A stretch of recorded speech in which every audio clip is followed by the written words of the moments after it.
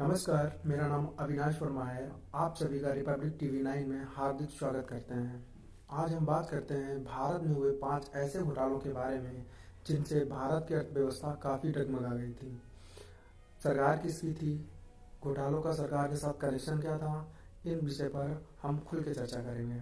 देखते रहिए खास बात करते हैं हम पहले घोटाले की, भारतीय कोयला आवंटन घोटाला।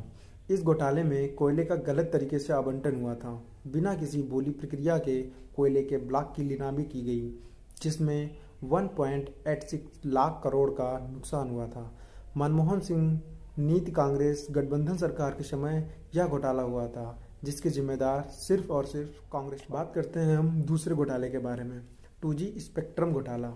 2G स्पेक्ट्रम घोटाला बड़ा घोटाला था, जिसमें यूनिफाइड एक्सेस सर्विस लाइसेंस का आवंटन हुआ था। इस घोटाले में 1.76 लाख करोड़ का नुकसान बताया जाता है। 2G घोटाला कोयले घोटाले से लगभग 5 वर्ष पहले हुआ था। जब भारत मंदी के दौर से गुजर रहा था, इस घोटाले को लेकर कई लोगों के ऊपर आज भी अदालती का घोटाला। वक्फ बोर्ड लैंड घोटाला। इस घोटाले में कर्नाटक की वक्फ बोर्ड के अधीन जमीन को गलत तरीके से आवंटन किया गया।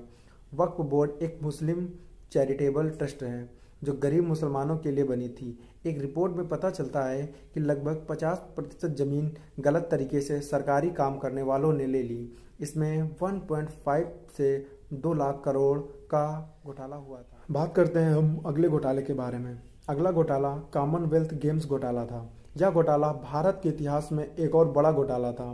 अंदाजा था कि 70,000 करोड़ कॉमनवेल्थ गेम्स में लगाना था, लेकिन इसका 50% ही खेलों और उससे संबंधित गतिविधियों में लगाया गया। यह घोटाला एक तरह से सीधी लूट थी। पैसा उन लोगों को दिया जो असल में थे ही नहीं। मशीनों को तय मूल्यों से दुगनी कीमत में खरीदा और बेचा और दिखाया। सबसे लास्ट घोटाले की, तेलगी घोटाला।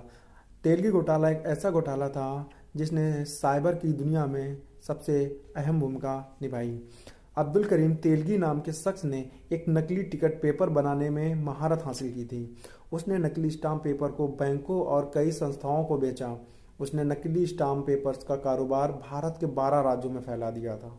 माना जाता है नकली स्टाम्प की वजह से भारतीय अर्थव्यवस्था को 20,000 करोड़ का नुकसान। भारत की आज़ादी के बाद हुए ऐसे घोटालों से भारत की स्थिति काफ़ी खराब हो गई।